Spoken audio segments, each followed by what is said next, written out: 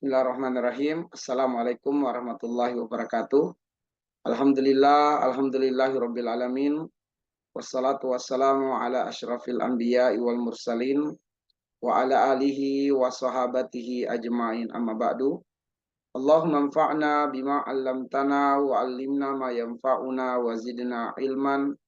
Walhamdulillah ala kulli hal wa na'udzubillahi min hali ahli nar.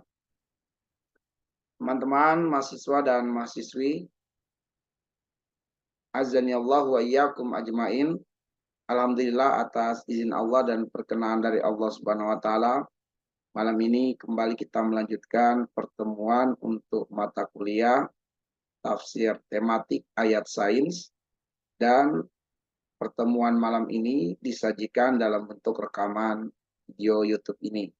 Mudah-mudahan dengan keterbatasan ini, kekurangan ini tidak mengurangi keberkahan dan tidak mengurangi konsentrasi teman-teman untuk dapat menuai ilmu pelajaran-pelajaran berkenaan dengan mata kuliah ini. Baik, teman-teman sekalian, pertemuan ini mengangkat tema tentang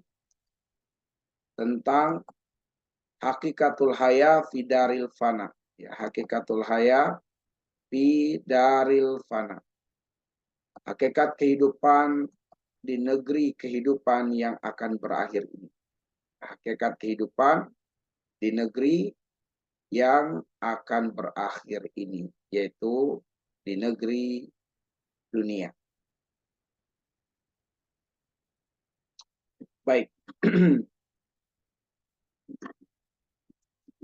Adapun menu bahasan yang akan kita sajikan, pertama adalah tentang tahapan hidup manusia.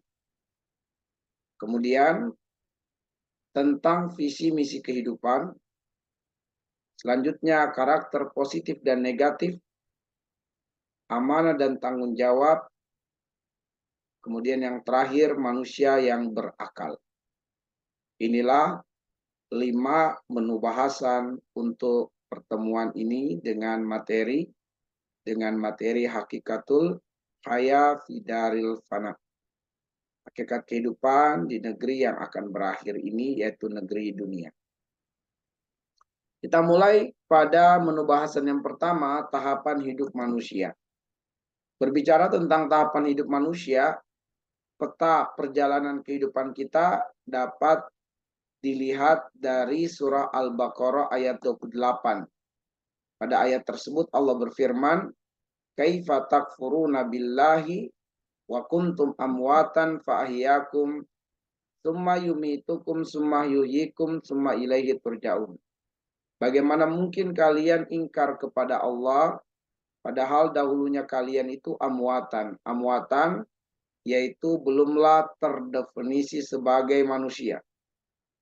Belum dikatakan hidup. Fahyakum, lalu kemudian Allah memberikan kehidupan kepada kalian.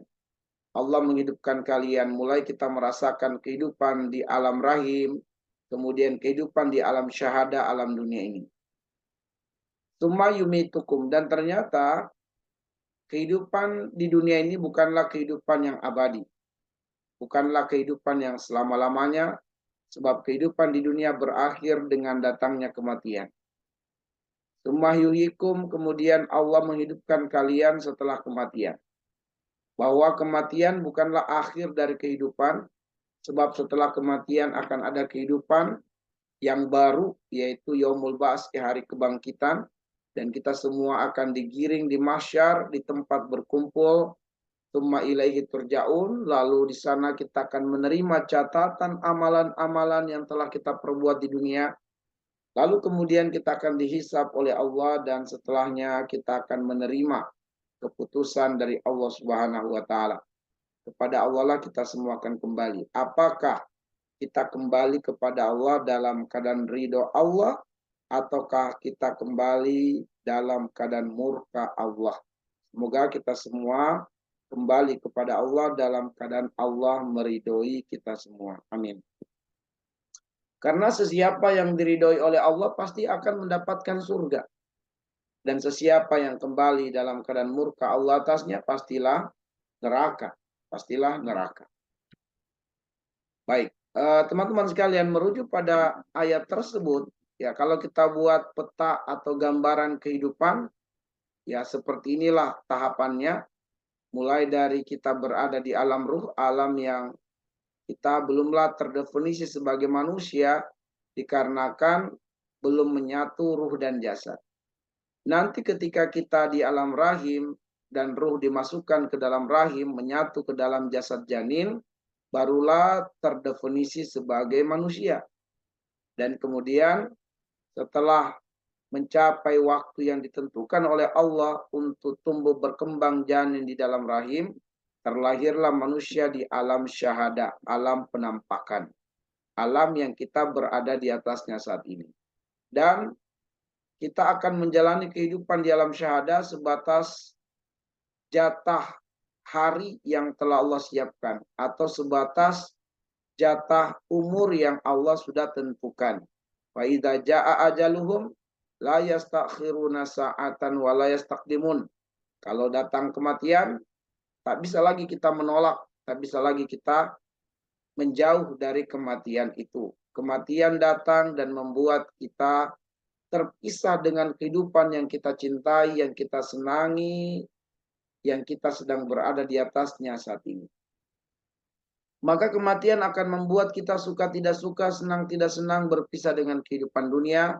Dan kita akan masuk ke alam barzah, yaitu alam kubur. Dan alam barzah merupakan dinding yang sangat tebal. Allah mengatakan, wa min waraihim barzakhun ila yaumi yub'atsun.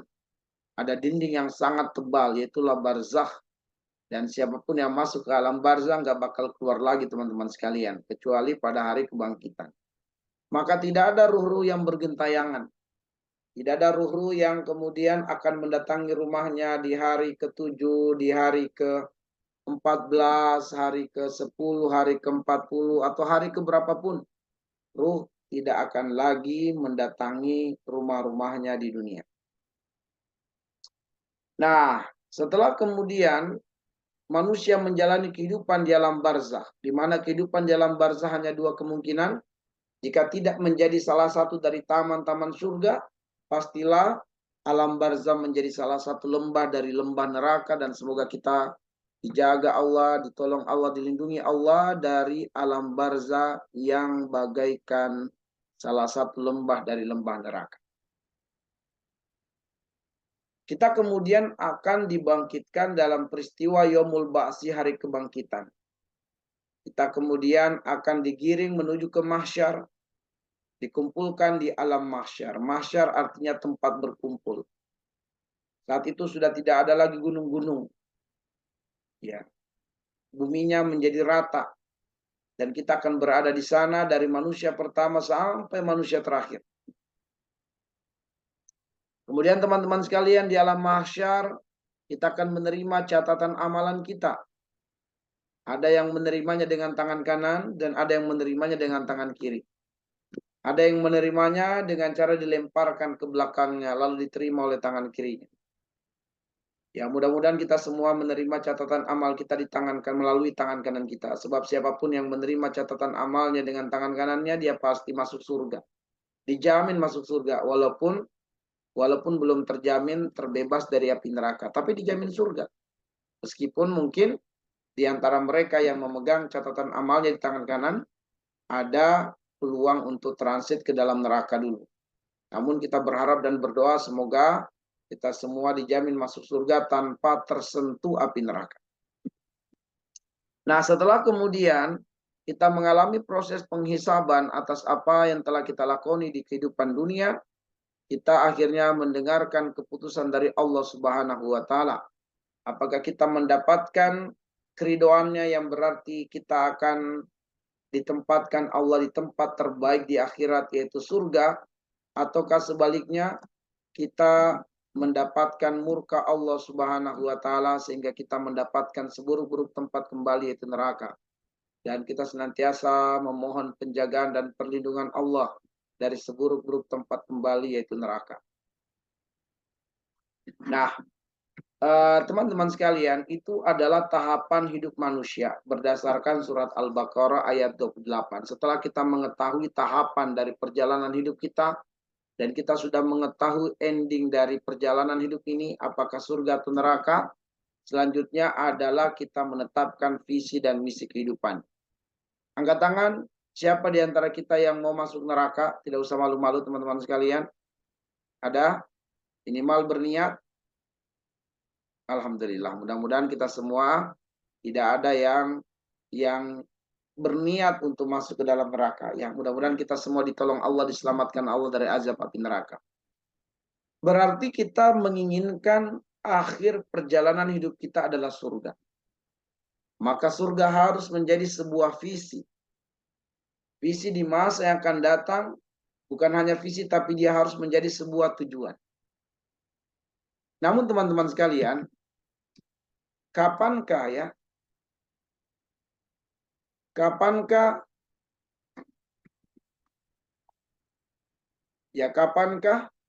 kapankah surga ini menjadi sebuah visi, bahkan menjadi sebuah tujuan? Nah, semua kita memiliki harapan dan keinginan di akhir perjalanan masuk surga. Setelah kita mengetahui peta tahapan perjalanan kehidupan, dari alam ruh sampai ujung perjalanan adalah surga atau neraka, maka semua kita menginginkan untuk masuk ke dalam surga. Harapan ini teman-teman sekalian harus menjelma menjadi sebuah visi. Dan agar supaya surga ini benar-benar menjadi sebuah visi, harus ada misi, ada sebuah proses, ada langkah demi langkah yang terang, yang jelas, yang mengantarkan kita sampai pada visi tersebut.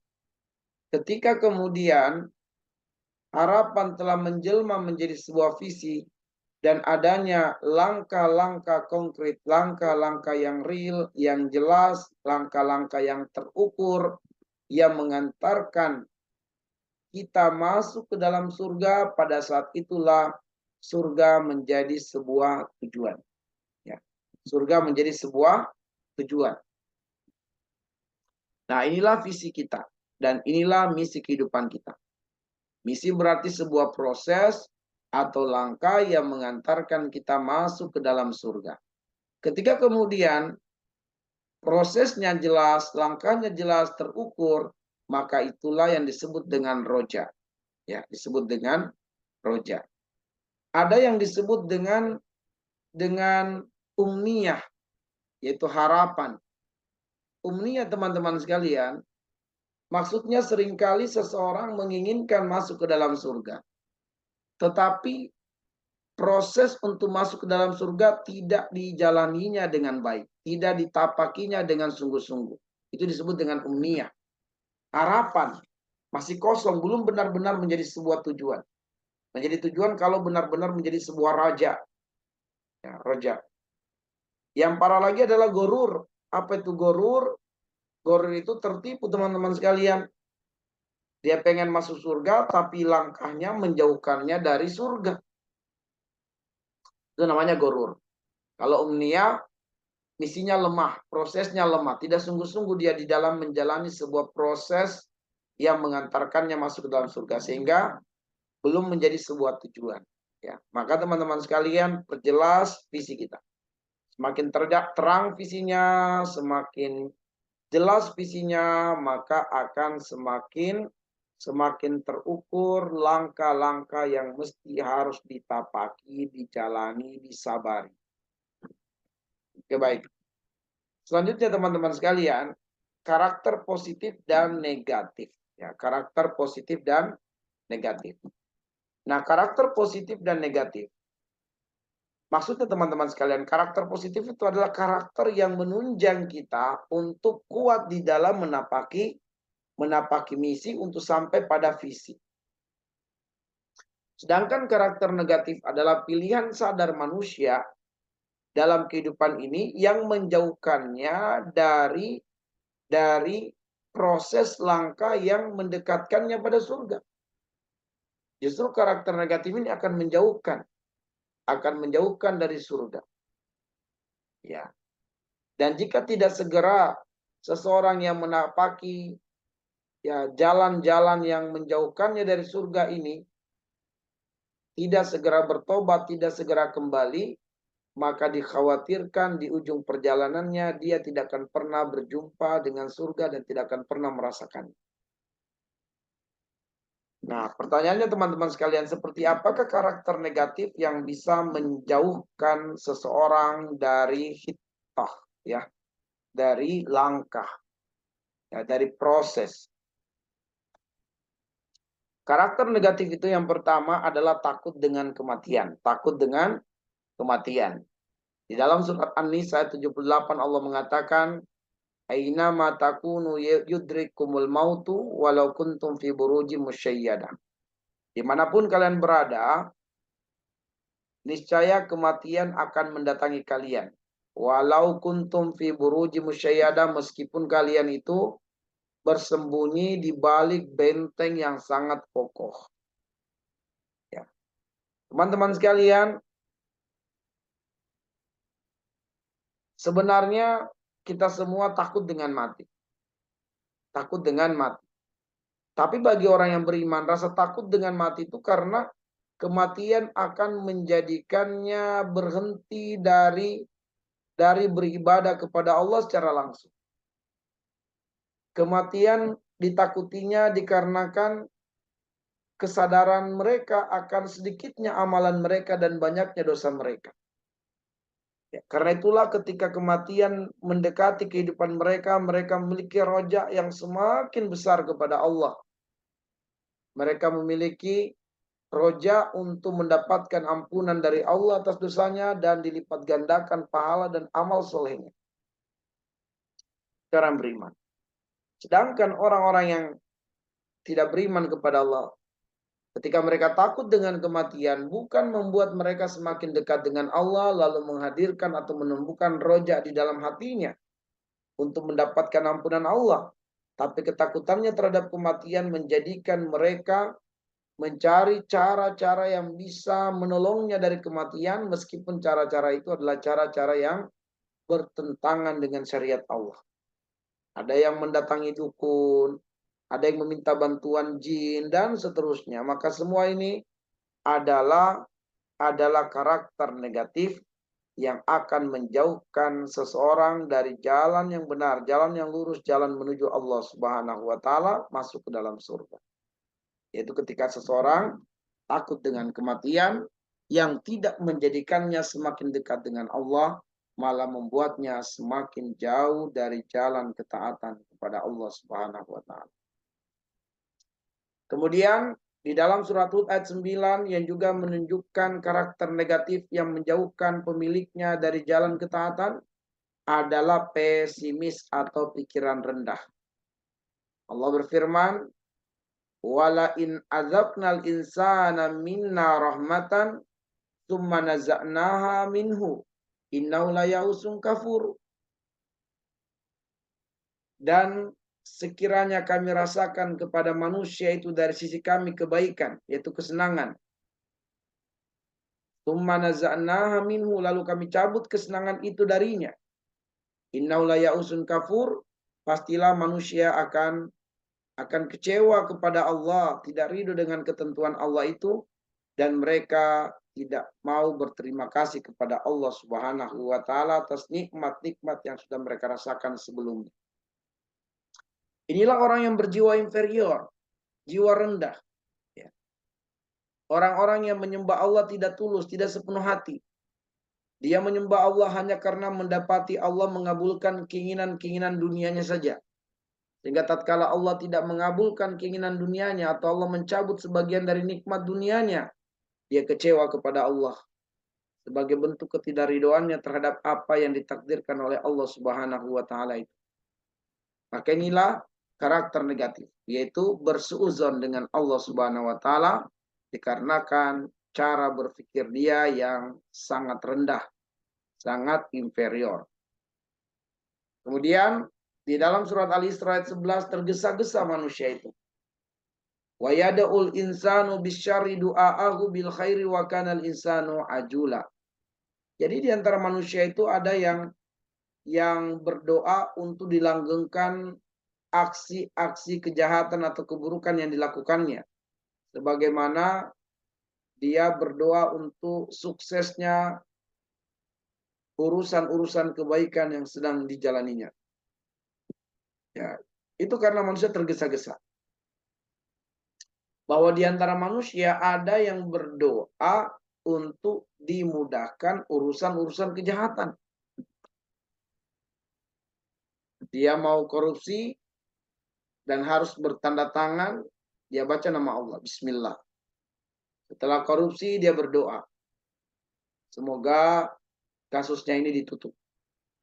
Semoga kasusnya ini tidak pernah terungkap. Dan lain sebagainya. Nah, teman-teman sekalian, tidak setiap pengabulan Allah atas doa kita bermakna kebaikan. Itu harus diingat. Tidak setiap doa kita yang dikabulkan Allah itu lantas itu bermakna kebaikan.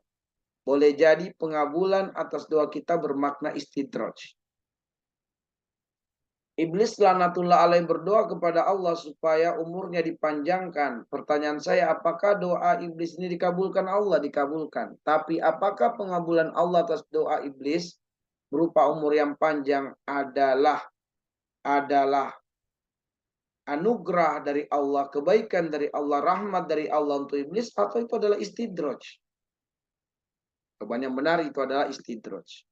Maka ketika seseorang berdoa supaya aksi kejahatannya dilancarkan, aksi kejahatannya dimudahkan, aksi kejahatannya tidak terbongkar aibnya atau kasusnya, betul-betul kasus kejahatannya ditutup rapat serapat-rapatnya, maka jika dikabulkan Allah itu adalah istidraj.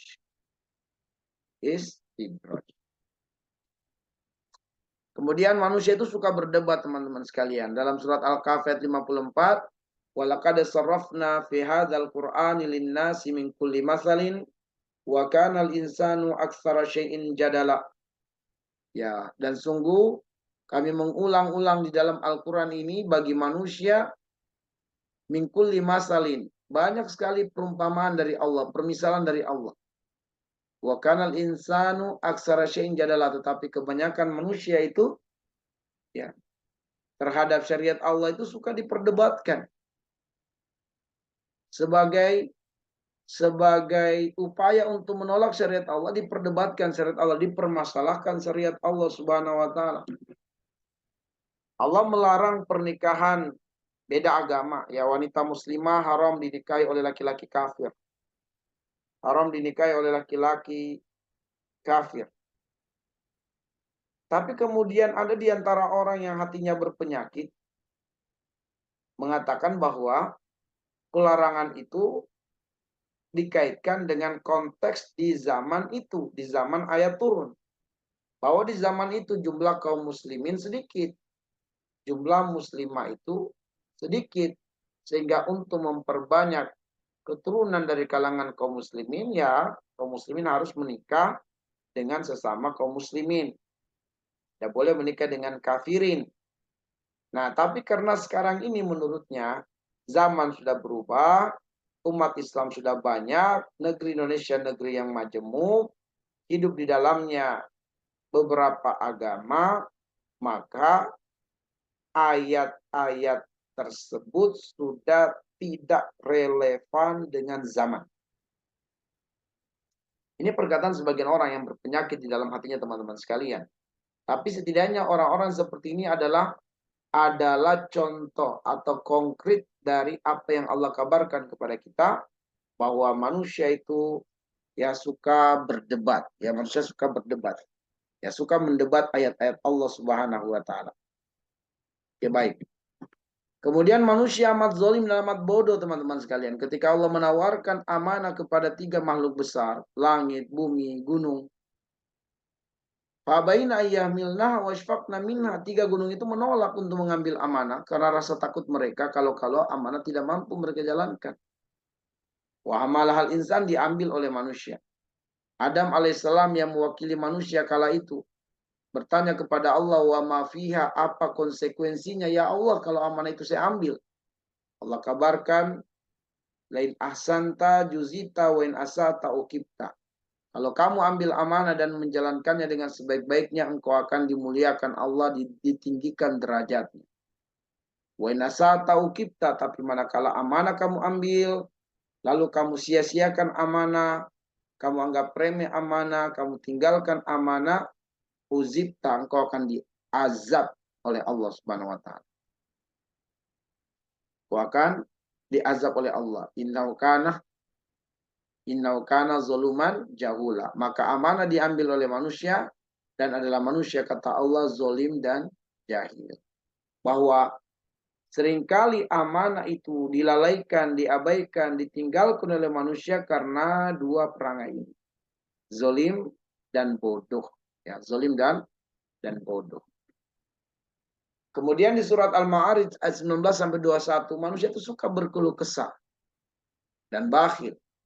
Innal insana khuliqa halu'a. Manusia diciptakan dengan tabiat yang suka berkeluh kesah. Idza massau syarru jazua wa idza massal khairu manua. Kalau manusia ditimpa dengan keburukan, cenderung dia mencari kambing hitam. Tidak mau mengakui itu kesalahan dia. Wa idza massal khairu manua. Dan jika dia mendapatkan kebaikan, keberlimpahan rezeki, dia menjadi manusia yang sangat bakhil sekali. Dia sedang makan di restoran mewah yang dikirim ke kita, yang dikirim ke grup bukan makanannya tapi gambarnya. Gambarnya yang dikirim ke kita. Adapun kemudian makan enaknya, ya dia nikmati sendiri. Kemudian teman-teman sekalian, karakter negatif berikutnya di surat Al-Adiyat ayat 6 sampai ayat 7 adalah innal insana li rabbih lakanud wa innahu ala dzalika lasyahid. Sungguh manusia itu terhadap Tuhannya lakanud, ya, suka membangkang, tidak pandai berterima kasih. Wa innahu ala dzalika lasyahid, bahkan manusia sangat sadar akan pelanggaran syariat yang dikerjakannya. Dia sadar bahwa dia melakukan kesalahan. Nauzubillah min dzalik, nauzubillah min dzalik. Nah, jadi manusia itu tidak bersyukur dan suka membangkang. Dalam surat At-Takasur ayat 1 sampai 2 Allah mengatakan alhaakumut takasur hatta zurtumul maqabir. Ya, lalai karena dunia. Lalai karena dunia. Ya, kemegahan telah mendapatimu. Maksudnya teman-teman sekalian, seseorang yang sudah di ujung sakaratul mautnya, tapi masih juga ingat harta, masih juga ingat mobilnya, rumahnya, gitu. Sudah mau menjelang ya berpisah dengan kehidupan dunia, masih dipikirkan dunia. Dia tidak mempersiapkan bekalnya setelah kehidupan dunia ini. Oke, baik. Sekarang teman-teman sekalian kita masuk kepada menu bahasan yang keempat. Amanah dan tanggung jawab. Amanah dan tanggung jawab. Amanah dan tanggung jawab ini adalah kita lihat di Quran surat Al-Ahzab ayat yang ke-72.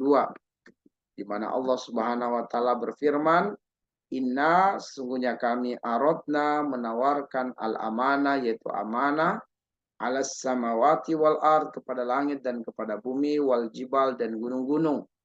Wa baina yahmilnaha tetapi tiga makhluk tersebut menolak abai untuk memikul amanah tersebut. Wa asfaqna minha karena rasa takut dari amanah tersebut kalau mereka tidak mampu menjalankannya. Wa hamalal insan lalu manusia mengambil amanah itu innahu kana zuluman jahula. Manusia itu benar-benar zolim dan juga bodoh. Kandungan di Quran surat Al-Ahzab ayat 72 pertama, ya. Kandungan yang pertama adalah menghambakan diri kepada Allah Subhanahu wa taala, bahwa kita harus tunduk terhadap syariat Allah. Ya, kita harus siap diatur oleh syariat Allah, bukan kita yang mengatur, tapi kita siap diatur oleh syariat Allah Subhanahu wa taala. Maka kita menghambakan diri kepada Allah. Kemudian melaksanakan perintah Allah. Ya, melaksanakan perintah Allah. Kemudian meninggalkan larangan Allah. Mengharapkan janji Allah. Amanah dan tidak zalim. Berilmu dan tidak jahil. Inilah kandungan di surat Al-Ahzab ayat 72 ketika amanah diletakkan pada pundak kita sebagai manusia. Maka kita harus benar-benar dengan amanah ini menyadari akan hakikat diri kita sebagai hamba. Untuk kita maksimalkan potensi diri dalam menghambakan diri kepada Allah. Melaksanakan perintah Allah, meninggalkan larangan Allah, ini adalah diantara makna amanah, yaitu takwa kepada Allah Subhanahu wa Ta'ala dalam tafsir Ibnu Abbas. Amanah juga adalah mengharapkan janji Allah. Mengharapkan janji Allah, tidak berlaku zolim, lalu kemudian diantara mana amanah adalah berilmu. Berilmu dan tidak jahil. Baik, selanjutnya teman-teman sekalian, menu bahasan yang terakhir adalah manusia yang berakal. Manusia yang berakal. Ya, renungkanlah teman-teman sekalian, bahwa ketika manusia melakukan pelanggaran-pelanggaran syariat di muka bumi ini, Allah mengingatkannya dengan ayat-ayat yang di dalamnya berisi penjelasan tentang proses kejadian atau penciptaan manusia di alam rahim. Contohnya di surat Yasin ayat 77, ketika manusia membangkang terhadap syariat Allah, maka Allah mengingatkannya akan proses kejadiannya di alam rahim. Artinya teman-teman sekalian, memahami hakikat kehidupan di alam rahim akan menjadikan seseorang memahami hakikat kehidupan di dunia. Gagal dia memahami kehidupan di alam rahim akan menjadikan dia gagal memahami hakikat kehidupan di dunia. Di dalam surat As-Sajdah ayat 9 menjelaskan bahwa alam rahim itu adalah alam penyempurnaan jasad. Alam penyempurnaan jasad dan pembentukannya. Itu adalah fungsi, makna, dan tujuan alam rahim. Sebagai alam penyempurnaan jasad. Sebagai alam untuk pembentukan jasad. Maka di dalam rahimlah kedua tangan dibentuk oleh Allah, kedua kaki, kedua mata, kedua telinga, hidung, dan mulut. Di dalam rahimlah tempatnya teman-teman sekalian. Maka sesiapa yang di dalam rahim dalam keadaan normal semua indera-inderanya, normal semua fisiknya, dia akan terlahir dalam keadaan normal. Tapi sesiapa di dalam rahim dia sudah cacat, niscaya dia akan terlahir dalam keadaan cacat. Bagaimanakah perihal orang yang terlahir dalam keadaan cacat, teman-teman sekalian? Bisakah dia kembali ke alam rahim untuk menyempurnakan jasadnya? Gak bakal. Gak bakal, teman-teman. Gak bakal seseorang bisa kembali ke alam rahim untuk menyempurnakan jasadnya. Tidak ada orang yang akan kembali masuk ke alam rahim untuk menyempurnakan jasadnya sebab dia terlahir dalam keadaan cacat. Artinya, siapapun yang terlahir dalam keadaan cacat, dia harus terima itu sebagai takdir Allah. Dan dia harus mengimani bahwa cacatnya fisik dan tubuhnya bukanlah bentuk kezoliman Allah terhadapnya. Tidak. Sebab Allah tidak akan pernah berbuat zolim kepada hambanya. Bahkan kepada alam semesta, Allah tidak akan berbuat zolim. Ya, dalam surat Al-Imran ayat 108, "Wamallahu yuridu zulman lil alamin." Allah tidak akan berbuat zolim kepada siapapun di alam jagat kehidupan. Apalagi kepada orang yang beriman. Gak mungkin Allah zolim. Allah tegaskan di dalam surat Ghafir ayat yang ke-31. Wa mallahu yuridu zulman lil ibad. Allah tidak akan pernah berbuat zolim kepada hamba-hambanya. Nah, kalau alam rahim adalah alam penyempurnaan jasad, alam pembentukan jasad, lalu alam syahadah ini apa? Alam syahadah ini gunanya untuk apa? Nah, alam syahadat teman-teman sekalian adalah alam bako, alam fana ya, bukan alam bako, alam fana. Alam yang akan berakhir. Ya, sebagaimana di dalam surat Al-Ankabut ayat 64, "Wa mahadil hayatu dunya illa lahun wa laib wa inna daral akhir lahiyal hayawan." Ya adalah kehidupan dunia ini kata Allah melainkan senda gurau, main-main. Akhiratlah sebenar-benar kehidupan. Ya. Kemudian kehidupan dunia ini bersifat sementara teman-teman sekalian. Bersifat sementara sebagaimana di surat Al-Mu'minun ayat 39. Ya, bahwa kehidupan di dunia sementara, cepat atau lambat, suka atau tidak suka akan berakhir. Kemudian untuk perbaikan iman dan juga amal, bahwa alam syahada adalah alam untuk kita menyempurnakan iman, alam untuk menyempurnakan amal soleh. Itulah fungsi dari alam dunia ini, ya, alam syahada ini. Dalam surat Al-Mu'minat yang ke-40, ya, Allah Subhanahu wa taala mengatakan, man amila sayyi'atan fala yujza illa mislaha wa man amila sholihan min dzakarin aw unsa wa huwa mu'min faulaika yadkhulunal jannah yurzaquna fiha bighairi hisab.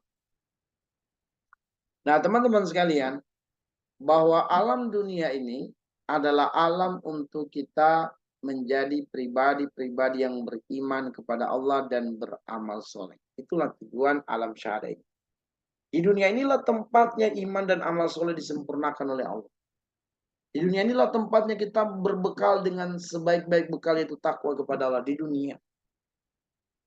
Dan ternyata dunia akan berakhir, teman-teman sekalian, sebab dia adalah negeri yang bersifat sementara. Bersifat sementara. Kita akan tinggalkan kehidupan dunia, kita akan masuk ke alam barzakh. Kita akan masuk ke alam barzakh. Nah, teman-teman sekalian, kalau Anda merenungi bahwa di alam rahim,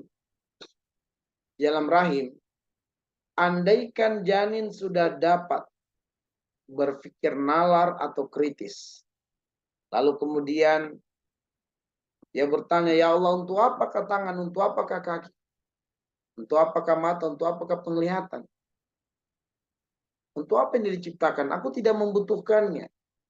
Aku lebih membutuhkan ari-ari, sebab ari-arilah yang menjadi suplai makanan masuk ke dalam tubuh saya. Untuk apa mata?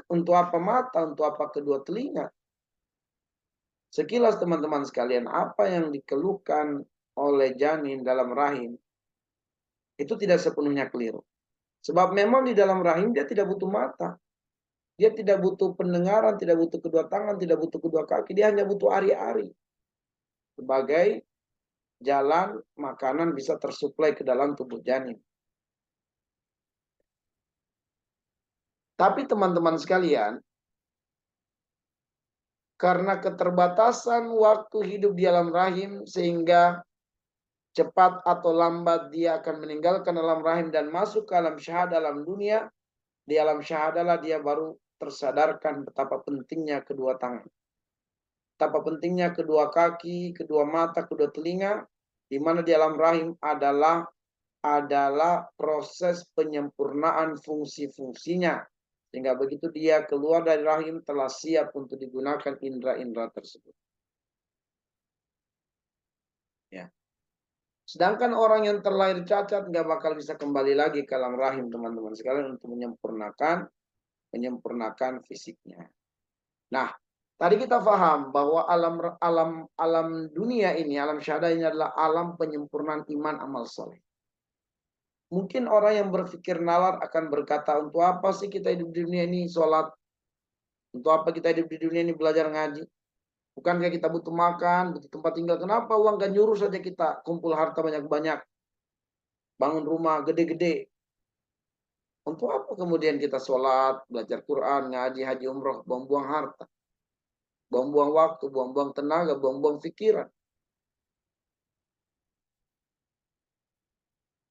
Sekilas seperti itu teman-teman sekalian. Sebab amal soleh di kehidupan dunia ini gambarannya seperti organ-organ tubuh di dalam rahim.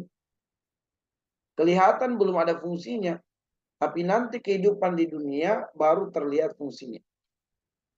Amal soleh yang kita kerjakan di dunia sepertinya belum langsung dirasakan manfaatnya, belum terlihat langsung keutamaannya. Tapi begitu kita jalani teman-teman sekalian, ya kita kemudian istiqomah, maka kita bersyukur kepada Allah sebab Allah mentakdirkan kita menjadi hamba yang memperhatikan amal soleh. Ya. Teman-teman sekalian, di dalam rahim yang diinginkan untuk diperbanyak adalah ari-ari. Ari-ari.